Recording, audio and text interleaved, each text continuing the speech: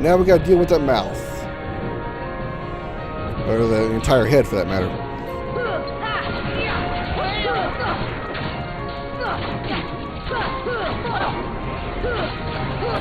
I'd say float around to the right side over here and try to attack as much as you can. Kind of like Ursula, you're going for the cheek or the eyeball or this thing right there or whatever. Because he does a lot of frontal attacks straight up. But it's okay, you'll be alright. You keep an eye on your health, you take a lot of damage, back off and heal, and then just move in and keep attacking. He doesn't do any major hits or anything. It's going to take like half your health or anything. Just a few more hits left. Just go all out at this point. Almost got him. There we go. Let's heal up Goofy real quick. Let's heal ourselves while we're at it. Alright. Now we got to fly into that new... avoid those lasers and fly into here.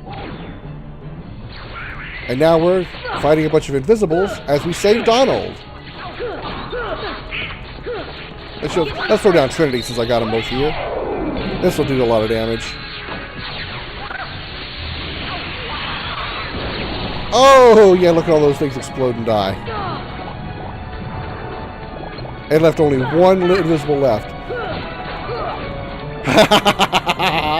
Look at Trinity be so powerful. Only that one damn enemy survived. Alright, just like before, once you clear out the room, bust that, and we're done. Or, well, we're done with that phase. And we have Donald and Goofy back.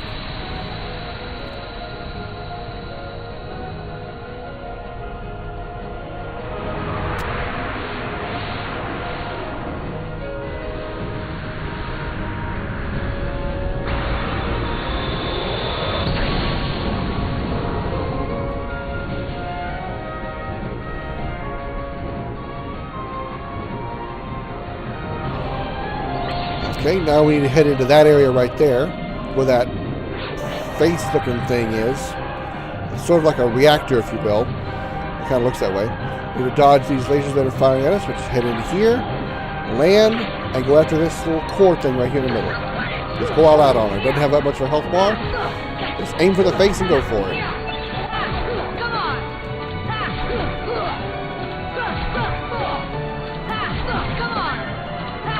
If you want to make the fight a little easier, you can pick off the little defensive turrets that are around it.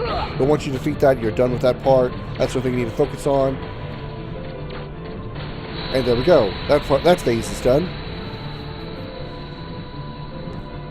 And I believe that brings our friend Ansem back out. Yes, it does. And he's a little less perky. He'll be kind of looking a little weaker than he was earlier. Still has the same number of health. Still got to deal with the lasers again. But at least this time we have Donald and Goofy helping us out. Damn it. Now let's close on him.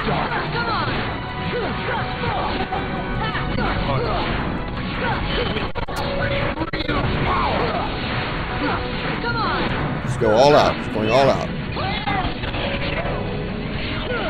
I don't know why we're getting pushed back by something. I don't understand why.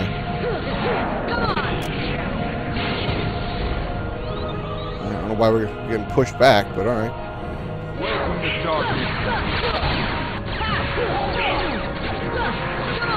Doing good. Just keep attacking.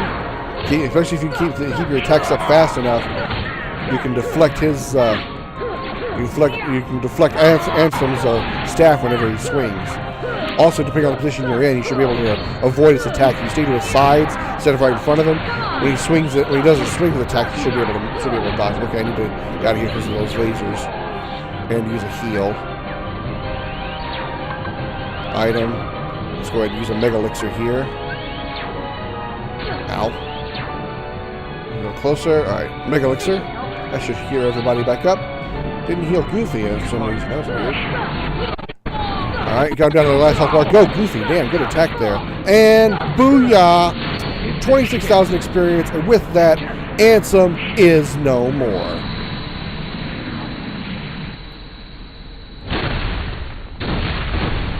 And with that, I have beat Kingdom Hearts. enjoy the finale. Well, enjoy the rest of the finale.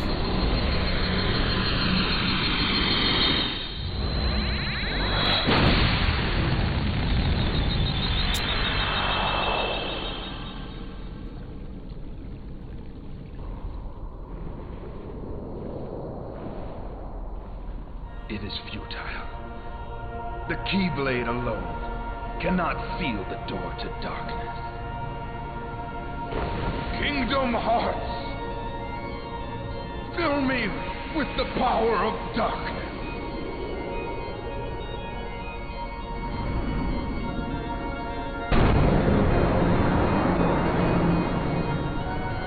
Supreme darkness!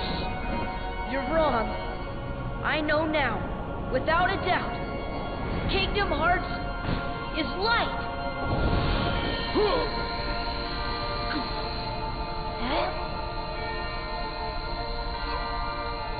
Light.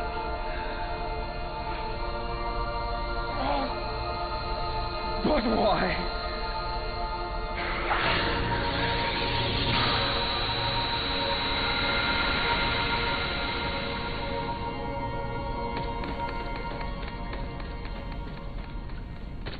Come on!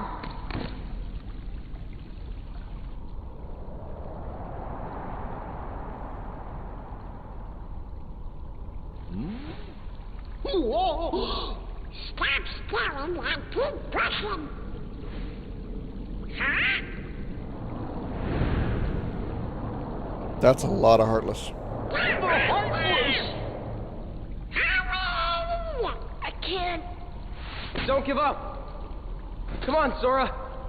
Together we can do it. Okay.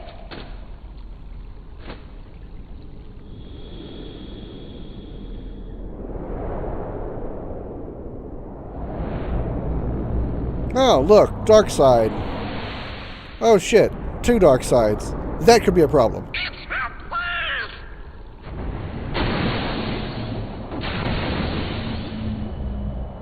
Damn. They got one-shotted. By who else? But the holder of the Keyblade from the Dark Realm? Him. There's the Dark Realm's Keyblade. But Don't worry. There will always be a door to the light. Sora, you can trust King Mickey. Now, they're coming. Donald, Goofy, thank you.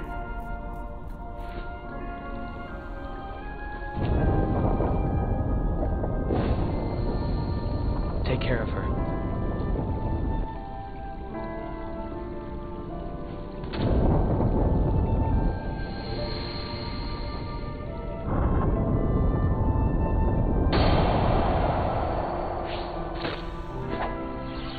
And with the Keyblade and the Dark Realm Keyblade, they can seal the door to the light. Just like we read in that little dialogue thing in at the end of the world, and in that one scene we saw with Riku. And by the way, that voice that was talking to Riku in that scene was King Mickey.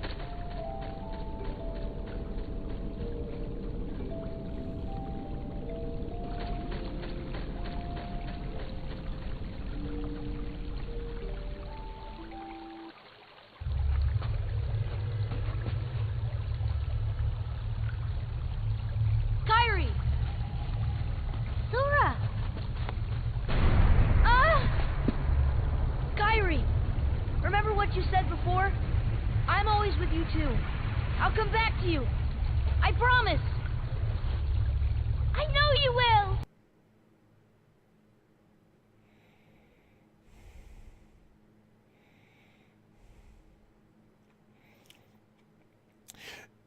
Right about now, or right now, as right after they let their hands separated, the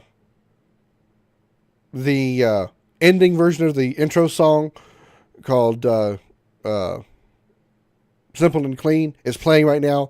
But of course, trying to protect myself from copyright issues, I've muted the song, so that's why you're not hearing anything now from the game.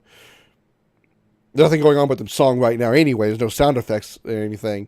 But in case you're wondering why it's an awkward silence, it's because that song is playing. But it's Simple and Clean, which is a slightly different version from the intro. If you want to hear it, you'll have to find it somewhere else on YouTube. I apologize. The worlds are being restored just the way they were.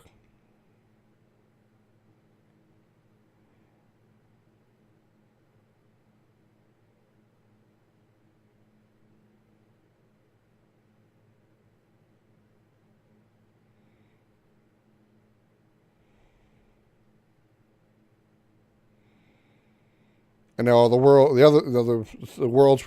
are, every star is a world. Now all those are being restored as well.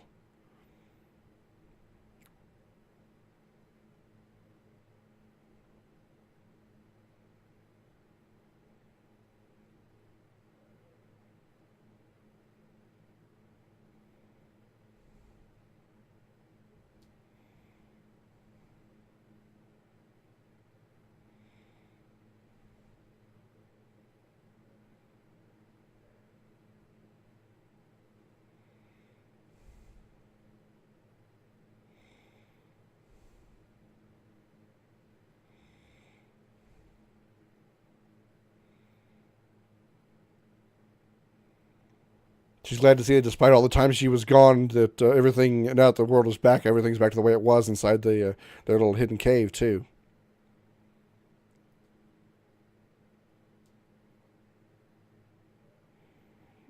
Remember when he did that?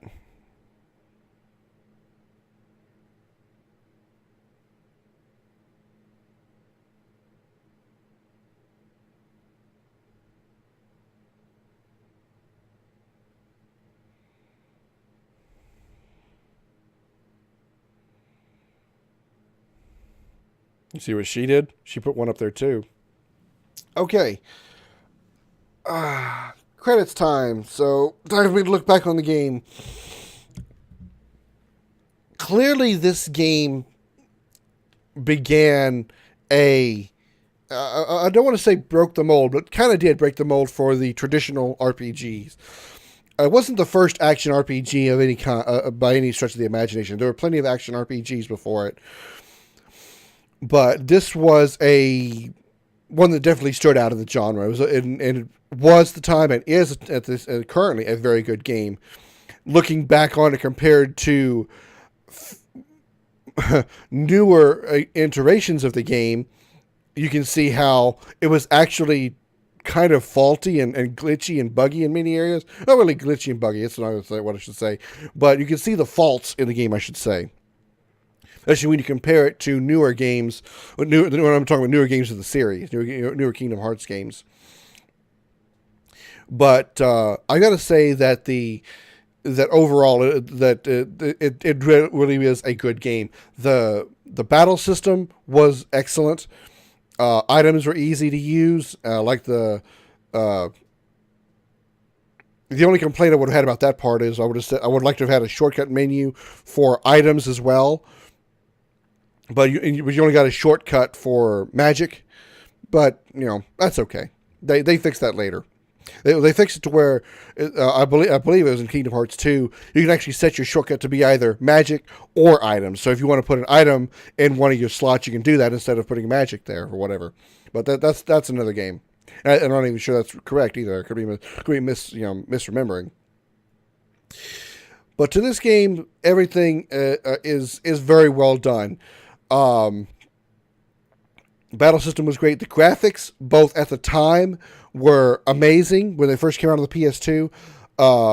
especially compared to other Square Enix games of the time of the era, which the closest game would probably be Final Fantasy X or Final Fantasy XII, which in comparison to those games, Kingdom Hearts, in my opinion, is leaps and bounds better in appearance, especially Final Fantasy XII. I thought 12 looked like shit, to be perfectly honest. And there's other issues I had with that game, but that's a complaint for another day. It looked really good for a PlayStation 2 game, and excuse me.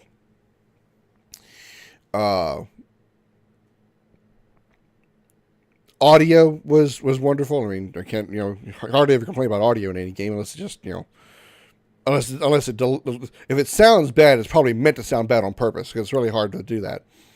And remember how everybody went back to they said that Hollow Bastion was their home world.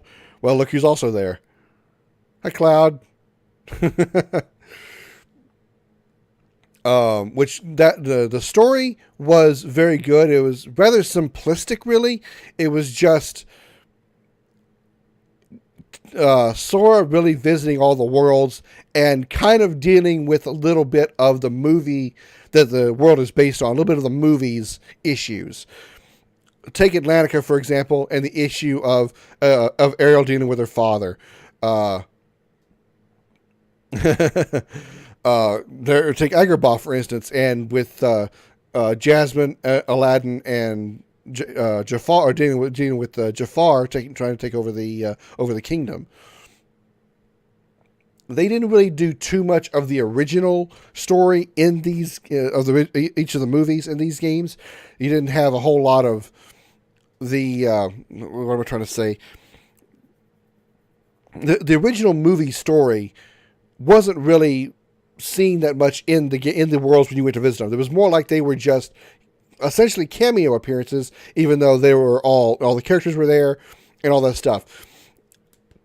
And take, for example, the story of Hollow Bastion, Halloween Town. The second time I did that. The story of Halloween Town. It was about Jack Skellington wanting to take over. In case you haven't seen the movie, spoilers, by the way. It's all about Jack Skellington wanting to take over Christmas, not only take over Christmas Town, but take over the job of Santa Claus, because he was bored with Halloween and he wanted to do Christmas. And in this game, they didn't do that at all. They didn't have, you didn't see Santa Claus or any of that at all. And that was one of the differences between is what I'm referring to, is how they included the some of the characters, but they didn't include the story of the movie that the world is based on in this game. And that's okay. There's nothing really wrong with that. That's just something that I noticed. What I do kind of have a complaint about storyline wise is the involvement of the Final Fantasy characters. I don't feel that they were utilized enough for the game and were involved enough in the story of the game. The whole draw that I had to Kingdom Hearts, not just this game, but the entire series altogether, but of course it started with Kingdom Hearts 1, was the fact you had Final Fantasy characters in this game. Before Kingdom Hearts, I don't even think that Final Fantasy VII Advent Children had come out yet. So the only time you had seen characters prior to this game were their original game. Final Fantasy characters prior to this game was in their original games. Final Fantasy VII, Final Fantasy VIII, Final Fantasy X. You saw them in their original appearances. For Final Fantasy VII, you saw Cloud and Sephiroth all in their blocky appearances as they were made in the original Final Fantasy VII. Final Fantasy VIII, yeah, you had a little better quality graphics, but they were still squared and not animated when they weren't moving. They didn't have the breathing animation that you see in newer games. Final Fantasy X even was still kind of rough around the edges. So when you see them in very detailed, at least in PS2 quality detailed, and even better now here in PS4 detailed quality graphics and visuals and textures. That's what I wanted to see. I wanted to see those characters more realistically and more, made them feel more human than the original game. And that's what I wanted to see in this game. And I was glad to see that the characters we saw, Aeris, Cloud, Sephiroth. And the reason I specifically mentioned Final Fantasy VII is because of their very shitty designs. They were the character designs of Final Fantasy VII. There's a little more going on here, so I'll shut up while I talk real quick here, and I'll get back to what I'm saying.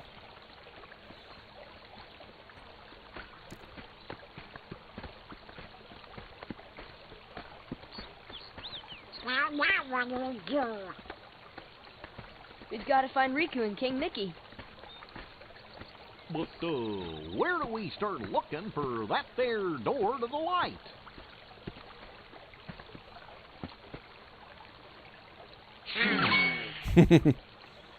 Huh? Huh?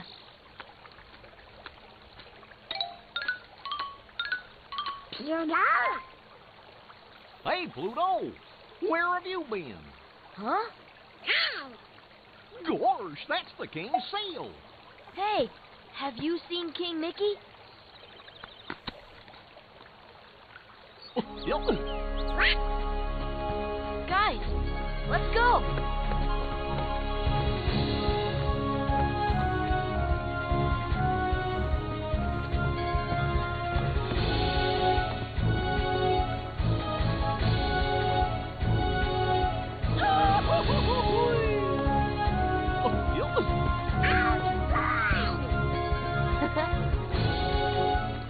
Little fourth wall break there.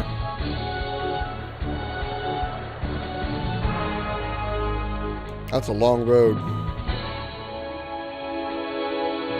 Remember, Sora, you are the one who will open the door to the light.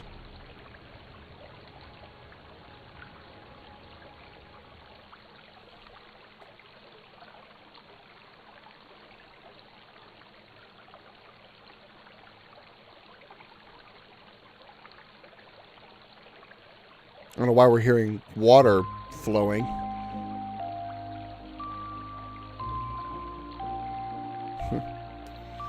But there we go.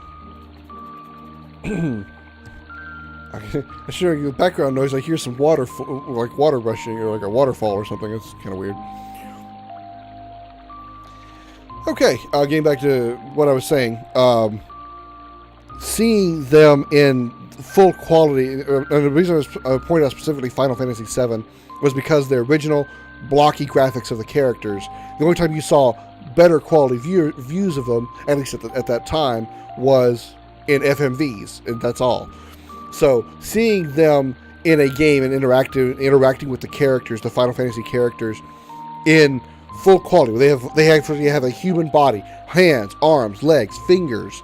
They actually have voice actors, for what little that did at the time, because some of the voice actors changed for Advent Children. Aeris' voice actor didn't. The voice actor for Aeris here wasn't the same voice actor for Aeris in Advent Children, and therefore Kingdom Hearts 2.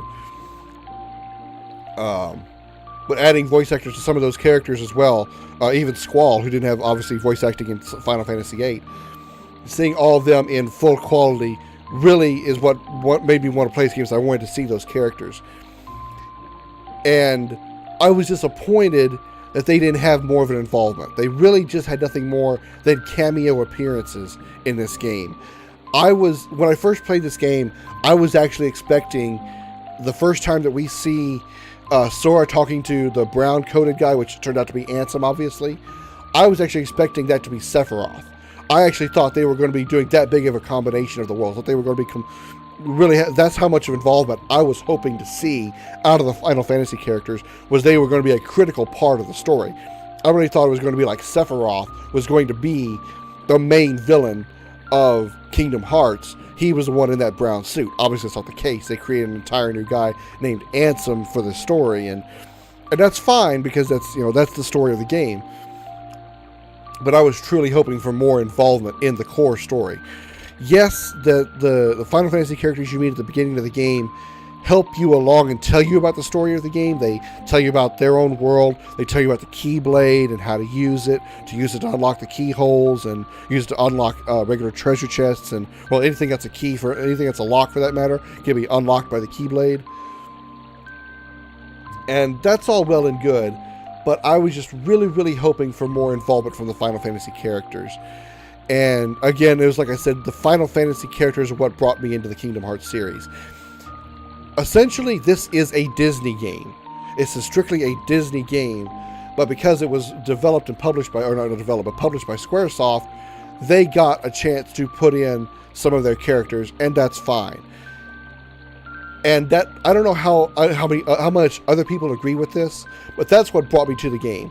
If this game had come out, even if it was made by Square Enix, but they didn't include any Final Fantasy characters in it at all, if it was all strictly Disney characters, and original characters meant just for the Kingdom Hearts series, like Sora and Kairi, and let's say they just made up some other characters to bring in for Traverse Town, and had no Final Fantasy characters whatsoever, I would probably have no interest in this game at all. Because really, like I said, this is nothing more than an RPG in Disney worlds. That's all you visited. You actually never visited a Final Fantasy world. Yes, you visited a few original worlds exclusive to Kingdom Hearts, like Traverse Town, and the end of the world. But you never had any. You had Final Fantasy characters that you talked to. You fought some, which I thought was really cool too. You fought Cloud and Yuffie and Squall, but you never visited any Final Fantasy worlds, and I kind of wish that would have been possible. I don't know how they could have included that, considering they said that Hollow Bastion was the home of the Final Fantasy characters, which I don't really care for much of that either. I'd like to have had, if they're going to bring in if they're going to have the characters from the Disney worlds in this, and the characters and the worlds from Disney in the game, and you have to go visit those worlds, I would like to have been able to go visit the Final Fantasy worlds as well, and visit the Final Fantasy characters there. Go to Final Fantasy VII's world, and just go to, say, Midgar. You don't have to have the entire world there, just like they didn't have the entire world of Atlantica, or the entire world of Halloween Town there. Like I said, in Halloween Town, in that movie, there was Christmas Town. You never went to Christmas Town in Kingdom Hearts 1. So go to somewhere in the Kingdom Hearts universe. You go to the Final Fantasy world, Final Fantasy VII world, Midgar, and you have to help Cloud and Aeris and Tifa, stop Sephiroth or Shinra from utilizing the Heartless. And so you maybe have to fight Rufus as a bad guy because he got controlled by the Heartless, or because of his lust for power, just like Clayton's lust for power drew the Heartless to the Deep Jungle world. Rufus's lust for power, and I mean that literally, the lust for power to control Shinra and control the world and all that, drew the Heartless to him. So Sora, Donald, and Goofy had to fight alongside, having a guest party member being Cloud, fighting in a Final Fantasy world against Rufus to stop him from control Heartless, and then lock that world. And then go to another Final Fantasy world. Go to, say, Final Fantasy X world, and go to I don't know, pick a popular place in Final Fantasy X. I don't know. There's so many that there wasn't really a good one particular spot. I guess you go to, say, Macalania or Bevel. I mean, I know those aren't really core places, because you visit the entire world, and there's not really one core place in all of. I guess Xanarkand would be good. Maybe like go to Final Fantasy X's world, and maybe go to somehow include the Dream World. I know I'm doing a little bit of spoilers for other Final Fantasy games, but somehow make Sora, Donald, and Goofy visit both Spira and the Dream Xanarkand world at the same time, and find a way to keep the Heartless from controlling both of those worlds, That's what I would like to have seen, as more involvement from the Final Fantasy part of the series. So much of this was Disney-based, I just would have liked to have seen more of that. I really think Worlds would have been a good inclusion. So, and that's probably my biggest complaint about this game, is while they were there, they were nothing more than cameo appearances, and I'm talking about the Final Fantasy characters. I would like to have seen more involvement in the characters in the world. Other than that, I think it was a really great game. I really didn't have any parts of the game that I really struggled with. I don't like Atlantica's world because of the lack of, because you have to swim around. You don't have the same battle mechanics, battle control as you did when you were on foot. So you couldn't. So it was really, really grating for me when I was trying to fight the Heartless, and I would swing my Keyblade, and all I would do was just swing in one spot and not close on the enemy if it was too far away. Whereas when you were on foot, if you closed on if you were far away from the enemy and you hit the attack button, Sora would actually stride or close toward the target, at least a little bit, to close on the enemy. And you couldn't do that in Atlantica, and that was so aggravating. You just stand there and just swing the Keyblade, swing the Keyblade, swing the Keyblade, swing the Keyblade, like 4 or 5 times before you finally got close enough to the enemy. Or you had to swim up to the enemy, almost get into his face before you could actually physically attack them. And that was just so grating. It so irritated me. I hated that so much. That's why I truly, truly hated the Atlantica world. Though if I could choose one world that I could just wipe off the map of Kingdom Hearts and never ever visit, that would be it. Atlantica. I don't like 100 Acre Wood because I don't like the mini games of that world because it's nothing more than just kind of an irritation.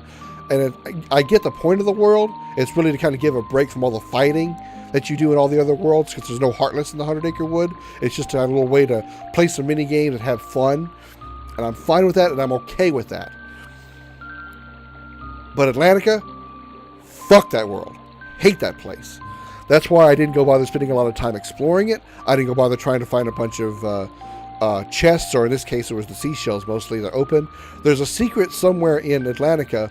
There's a box that I didn't show this off, but right next to Ariel's Grotto. If you're facing Ariel's Grotto with your back to Triton's Castle or Triton's Palace, just to the right there's a box that's stuck in the ground. Somehow or another, you're supposed to be able to go to some path, someplace, somewhere, and you go up. You come up from underneath and you blow that box out of that hole, and I think you either unlock a path somewhere or you get an item of some kind. I can't remember exactly what it is, but I know it's important, or there's something to it, because you can actually lock onto it. If you ever swim over by Ariel's Grotto and you just like randomly click the lock on button with no Heartless around, you'll lock onto this giant box here. And for the longest, I didn't know what it was for. I thought, okay, do I need to use gravity on it? Because I tried that. I tried using gravity. Maybe gravity would move it out of the way. I tried using arrow. See, maybe that would move it out of the way.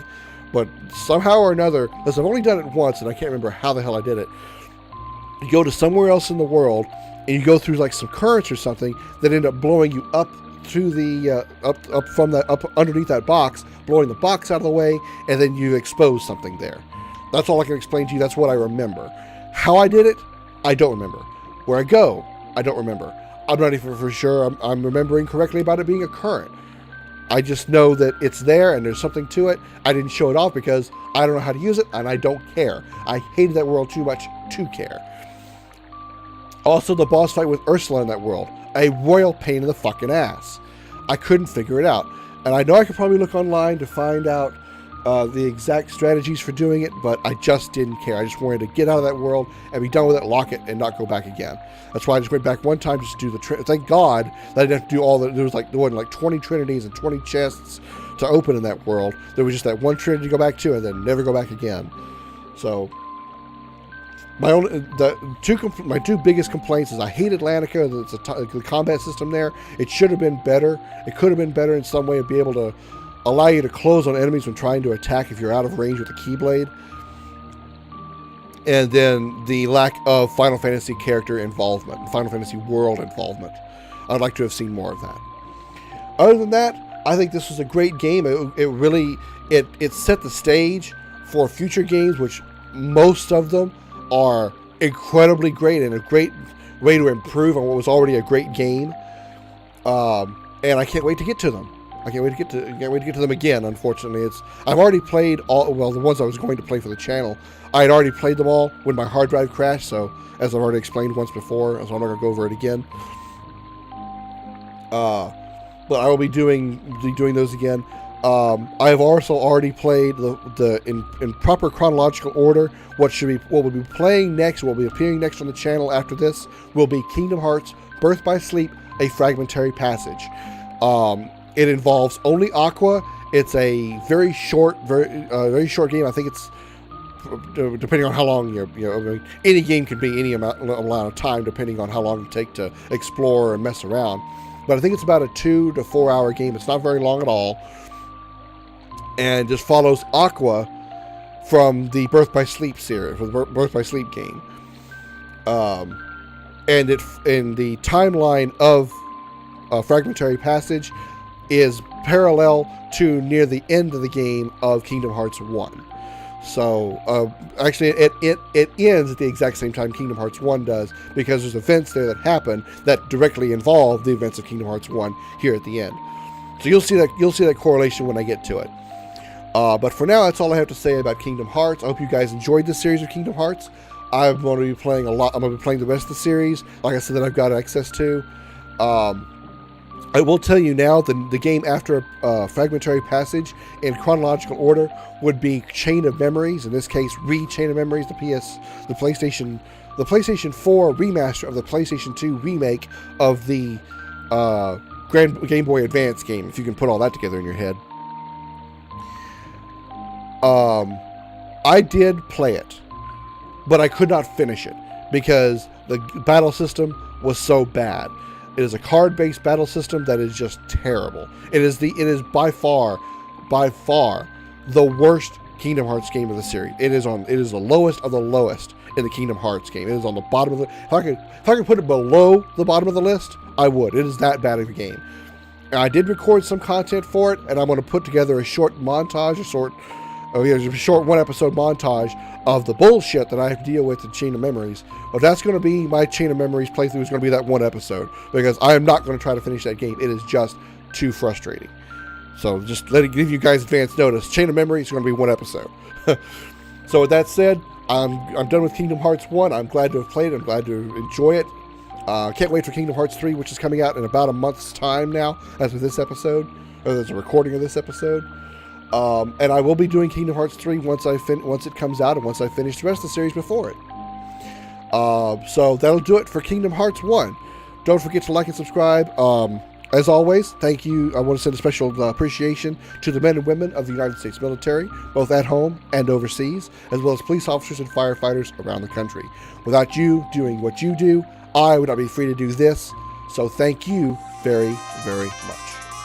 I know I already said it, but I'll say it again. Don't forget to like and subscribe. Check out the links around this video for more of my stuff, as well as the entire playlist of Kingdom Hearts 1. And thank you so much for watching. I'm Scoryth, the Crimson Renegade. This has been Kingdom Hearts. I'll see you later.